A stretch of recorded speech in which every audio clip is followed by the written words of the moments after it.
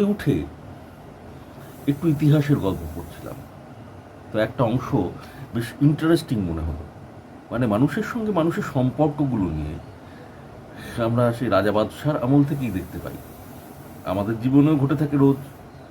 আর বেশ ভালো লাগছিল, সেই জন্যে আপনাদের সঙ্গে মনে হলো একটু শেয়ার করি। হয়তো আপনারা জানেন, তবু আকবর বাদশার গল্প। রাজা মানসিংহ হলেন আকবরের সেনাপতি এক সময়। তো হলদিঘাটের যুদ্ধ হলো তার নেতৃত্বে, তার সেনাপতিত্বে। রানা প্রতাপ গেলেন হিরে। সেই হেরে যাওয়ার যন্ত্রণা তাকে কুড়ে কুড়ে খেতে লাগলো। সেই যন্ত্রণা বুকে নিয়েই রানা প্রতাপ শেষ নিঃশ্বাস ত্যাগ করলেন সাল 1597। এরপর রাজা মানসিংহের একটা পরিবর্তন দেখা গেল, এবং এই পরিবর্তনের খবর আকবর আঁচ করতে পেরেছিলেন। এবং বিভিন্নভাবে রাজা মানসিংহ ছিলেন আকবরের প্রচণ্ড প্রিয় পাত্র, কিন্তু তার অভিজ্ঞতা দিয়ে তিনি আঁচ করতে পারলেন মানসিংহের এই পরিবর্তন। বা শুধুমাত্র অভিজ্ঞতা নয়, তিনি যখন আঁচ করতে পারলেন তখন মানসিংহের পেছনে গুপ্তচরও লাগালেন। জানতে পারলেন মানসিংহের বিবেক যন্ত্রণা, বিবেক দংশনের কথা। তো সেই সময় মানসিংহ কী ভাবছিলেন, কেন পরিবর্তন হলো, আসলে তাকে কুড়ে কুড়ে খাচ্ছিল, কি কুড়ে কুড়ে খাচ্ছিল? রানা প্রতাপ মারা যাওয়ার পর তার প্রতি দেশের মানুষের শ্রদ্ধা, তার প্রতি সম্ভ্রম তাকে তার ঘুমিয়ে থাকা দিকটাকে জাগিয়ে দিয়েছিল। তো রাজা মানসিংহের যখন এমতো অবস্থা, তখন সেলিম মানসিংহকে ডেকে পাঠালেন এবং বললেন তার দলে ভিড়ে যেতে। কিন্তু সেলিম মানসিংহের পছন্দের ছিলেন না, তাই মানসিংহ সেলিমের দলে ঝুঁকলেন। কিন্তু মানসিংহের পছন্দের কে ছিল? মানসিংহের পছন্দের ছিল সেলিমেরই 16 বছরের ছেলে খসরু। মানসিংহ মনে মনে চাইতেন যে খসরু দিল্লির মসনদে বসুক। এই খবর কিন্তু বাদশাহ আকবরের কানে পৌঁছে গেল। তো এইরকম অবস্থায় বাদশাহ যখন প্রচণ্ড উদ্বিগ্ন, সেই কূটবুদ্ধি আকবর করলেন কি, সেলিমকে ডেকে পাঠালেন তার কাছে। সেলিম এলো, সেলিমকে বললেন, দেখো সুখ বাবা, আমার তো বয়স হয়েছে, তো চোখেও ভালো দেখতে পাই না, হজমেরও গণ্ডগোল, পেটেও গোলযোগ লেগেই আছে, তো স্বাস্থ্য ক্রমশই ভেঙে পড়ছে। তো এই অবস্থায় আমি দিল্লির মসনদে তোমার কথাই চিন্তা করছি, তুমি তো আমার একমাত্র ছেলে। আবার অন্যদিকে আগ্রায় মুন্সি মারফত চিঠি লিখে আকবর ডেকে পাঠালেন মানসিংহকেও। আকবর লেখাপড়া বিশেষ জানতেন না, সেই জন্যই চিঠিটা মুন্সি মারফত লিখিয়েছিলেন বোধ হয়। তো মুন্সিতে যে চিঠি লিখলেন তাতে লেখাটা ছিল এইরকম খানিকটা, যে 35 বছর ধরে তুমি এই মুঘল সাম্রাজ্যকে ধীরে ধীরে তৈরি করেছ, তাই তিনি মানসিংহকে বিশেষ মর্যাদা, খিলাফ ও উপাধি দিতে আগ্রহী। সেদিন আগ্রার দুর্গ সেজে উঠল নানান রঙের আলোর ফানুষে। আগ্রার আকাশে নানান রঙের ফুলঝুরি ফুটল, এবং যখন মানসিংহ এসে পৌঁছলেন, তাকে আলিঙ্গন করে নিয়ে গেলেন খাস দরবারে। সেই খাস দরবারে কারা ছিলেন? আমির, উমরা, সেই দরবার গৃহে ছিলেন। আকবর মানসিংহকে পরিয়ে দিলেন একটা হার, 50 লক্ষ মুদ্রার একটা হার, আর একটা পোশাক দিলেন যেটা সোনা, হীরক, মণিমুক্ত খচিত, আর দিলেন 7,000 মনুসপ্তারে। এইবার তারপর কি হলো? তারপর আকবর মানসিংহকে নিয়ে গেলেন ভোজন গৃহে। খাওয়া দাওয়া বিস্তর হলো। খাওয়া দাওয়ার পর নরম গদির বিছানায় দুজনেই গা এলিয়ে দিলেন। তো মানসিংহ বারবার বলতে লাগলেন যে খাওয়া দাওয়া প্রচণ্ড হয়ে গেছে, খুব খাওয়া দাওয়া হয়ে গেছে, একটা অস্বস্তি বোধ করছেন তিনি। আকবর সেজন্য চিন্তা করতে বারণ করলেন। খাওয়া দাওয়া তো হতেই পারে, তাতে চিন্তা কি? তালি দিলেন আকবর। একজন বাঁধি এলেন স্ফটিকের পেয়ালায় সিরাজি নিয়ে। আকবর তাকে বললেন, নির্দেশ দিলেন হজমিগুলি আনতে। কিছুক্ষণ পরে সেই বাঁধি দুটি হজমিগুলি নিয়ে এলেন এবং আকবর হজমিগুলি দুটি দেখিয়ে মানসিংহকে বললেন, একটা আস্ত খাসি খেয়ে নিলেও তারপর এই হজমি খেলে খুব সহজেই হজম হয়ে যায়। আকবর সেই হজমির দিকে তাকিয়ে সেই সিরাজির পেয়ালায় হজমিগুলিটা ফেলে দিয়ে ঢকঢক করে খেয়ে ফেললেন।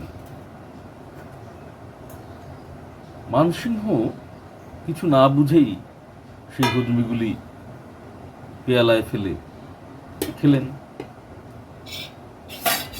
কিন্তু কিছুক্ষণ পরেই হলো কি, বাদশাহ পেট ধরে যন্ত্রণায় ছটফট করতে করতে শুয়ে পড়লেন। ডাকা হলো বৈদ্য, খাস বৈদ্যকে ডাকা হলো। অনেক চেষ্টা করলেন যন্ত্রণা কমানো, যন্ত্রণা তো কমাতেই পারলেন না, এমনকি বাঁচাতেই পারলেন না বাদশাকে। 17ই অক্টোবর 1605 খ্রিস্টাব্দ। আকবর চেয়েছিলেন মানসিংহকে সরিয়ে সাম্রাজ্যের কাঁটাকে হটাতে, তাই তিনি নিজের হাতে হজমিগুলি বানিয়েছিলেন, হীরক চূর্ণ হজমিগুলি। বিস্ফোরা গুলিটা নিজেই খেয়ে ফেললেন, মারা গেলেন। প্রচারিত হলো ভয়ঙ্কর উদরাময় রোগে বাদশার মৃত্যু হয়েছে। এইভাবেই ইতিহাস বিকৃত করে দেওয়ার চেষ্টা চলে, কিন্তু শেষ পর্যন্ত সেটা হয়ে ওঠে না। যাক, এটা পড়তে পড়তে বেশ ভালো লাগলো, সেই জন্য মনে হলো আপনাদের সঙ্গে শেয়ার করি। আজকে আরও একটা জিনিস আপনাদের দেখাবো। আগে দেখিয়েছিলাম এক অবস্থায়, আজকে আর এক অবস্থা, তার নতুন রূপ। কি জিনিস? আগের দিন আমি বলেছিলাম একটি ভিডিওয়ে, আমি ফ্রিল্যান্সার, আমি বুক বাইন্ডিংয়ের কাজ করি, আরও অনেক কিছু। তো একটা বই আপনাদের দেখিয়েছিলাম যেটা কথামৃত, একটা ছেঁড়া খোড়া কথামৃত, যেটা আমার কাছে এসেছিল, সেটাকে সুন্দর করে বাইন্ডিং করার কথা বলা হয়েছিল। তো সেটা সম্পূর্ণ হয়েছে। তো যার বই, তিনি এখনো বইটা নিয়ে যাননি, সেই কারণে আমার কাছে বইটা রয়েছে। আমি সুযোগ পেলাম আপনাদের সঙ্গে শেয়ার করতে যে বইটা কেমনভাবে বাঁধিয়েছি, কেমন বাঁধিয়েছি। আপনাদের বলেছিলাম যে আমরা মূলত বোর্ড বাইন্ডিংয়ে ইউজ করি, যে ওপরে কাপড় পেস্ট করে দিই। এবং আপনাদের আগের দিন ওপরে জ্যাকেটটাও দেখিয়েছিলাম। তো আজকে তার নতুন রূপ দেখে কেমন লাগে দেখুন তো। এই হলো আপনাদের দেখানো সেই কথামৃতটা। দেখুন, এর জ্যাকেট পুরো বদলে গেছে। এর জ্যাকেটের ভেতরে পেস্ট করে দিয়েছিলাম একটা অন্য কাগজ, জ্যাকেটটাকে নতুন করে ফেলার জন্য। তো জ্যাকেটটা দেখুন বদলে গেছে একদম। এবার বইটাকে দেখাই আপনাদের। দেখুন, পুরো বইটাই এপাশ ওপাশ করে। এই দেখুন, এটা হচ্ছে স্পাইন আর এটা পেছন দিক। কেমন লাগছে বইটা? এইবার আপনাদের দেখাই বইটার ভেতরটা, মানে জ্যাকেটটা খুলে কেমন লাগবে বইটা। এই দেখুন, এই হলো সেই কাপড় বোর্ডের ওপর পেস্টিং করা। তো এইভাবেই গোটাটাই করা, মানে পেছন দিকটাও ওই একই অবস্থা। এই যে আপনাদের দেখাচ্ছি, এই হচ্ছে বইয়ের পেছন দিকটা। আমি জ্যাকেটটা একটু খুলে নিই।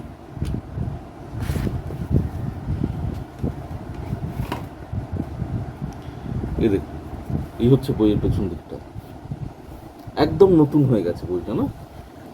এবড়ো খেবড়ো হয়ে গিয়েছিল পাতাগুলো, এই দেখুন কাটিং হয়ে গেছে, কাটিং হয়ে একদম বইটাকে নতুন করে ফেলেছে। এবার বইটা আপনি যেমন ইচ্ছা খুলুন, কোনো সমস্যা নাই। এই দেখুন, আমি বইটা খুলছি।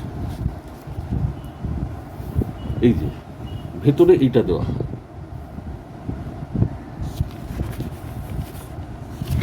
বইটা খুললাম,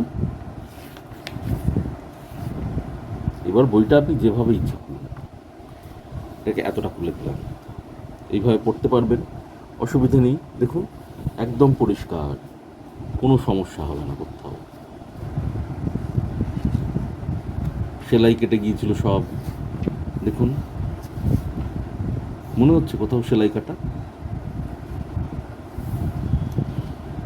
এইভাবেই আমরা, মানে আমি আর কি বই বাইন্ডিং করি, এবং এটা আমার খুব পছন্দের কাজ। এই জন্যে চেষ্টা করি যতটা সুন্দর করে করা যায়।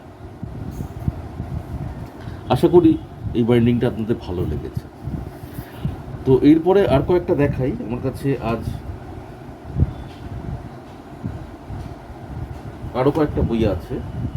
এইগুলোকে বলে পেপার ব্যাগ, মানে পেপার ব্যাগ বলে না, মানে ফর্মা সেলাই। ওই বইটাও ফর্মা সেলাই ছিল, ওটা তো পুরো নোটা আমার হাতে নয়। এই হচ্ছে ফর্মা সেলাই, দেখতে পেয়েছেন? এই স্পাইনের দিকটা দেখলে বুঝতে পারবেন। এই হচ্ছে ফর্মা সেলাই। আর এইভাবে, মানে এটা একটা পিডিএফ থেকে বই বানানো হচ্ছে। হ্যাঁ, তো এইভাবে সেলাই করা হয়েছে বইগুলোকে, এবং এবার এর উপরে বইগুলোর জাস্ট কভার চাপিয়ে দেওয়া হবে। এটা অবশ্য এখনও কমপ্লিট নয়। এখানে আপনাদের এখানটা আঠা দেওয়া হবে, গাম দেওয়া হবে। গাম দিয়ে এটাকে জমানো হবে, স্পাইনটাকে জমিয়ে তারপর প্রেশারে রাখা হবে। প্রেশার দেওয়ার পর তারপর এটা খুলে এইখানে এই স্পাইনের ওপরে একটা মোটা কাগজ এখানে আটকে দিয়ে স্পাইনটা, তারপর কভারটা পেস্ট করা হবে। তো এইভাবে পেপার ব্যাগগুলো করা হয়। আর একদিন যেদিন বোর্ড বাইন্ডিং আমার কাছে থাকবে, সেদিন আপনাদের দেখাবো বোর্ড বাইন্ডিং কীভাবে করি। যদি আপনাদের কারোর প্রয়োজন হয়, আপনারা যোগাযোগ করতে পারেন। কাছাকাছির মধ্যে যদি কেউ থাকেন তারকেশ্বরে, তাহলে বলবেন। আর এরকমও যদি হয় যে আপনার দূরে বাড়ি, আপনার মনে হয় এরকম একটা পিডিএফ থেকে বই করবেন, তো সেক্ষেত্রেও বলতে পারেন, সেক্ষেত্রেও যোগাযোগ করতে পারেন। আমি সে ব্যবস্থাও করিয়ে দেব, হয়ে যাবে।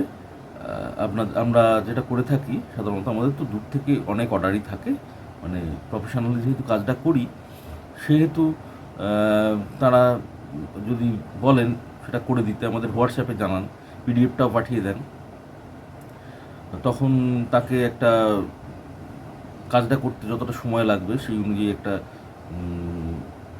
ডেলিভারি ডেট বলা হয়, এবং তার মধ্যে আমরা পোস্ট মারফত মানে পার্সেল করে ডেলিভারি করার ব্যবস্থা করি। এবং হ্যাঁ, সেটা যখন মানে ডেলিভারি চার্জটাও আমরা ধরে নিই অবশ্যই।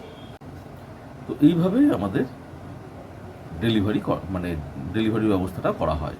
আপনাদের দূরত্ব আমাদের কোনো অসুবিধের কারণ নয়, কোনো অসুবিধেই নেই আমাদের।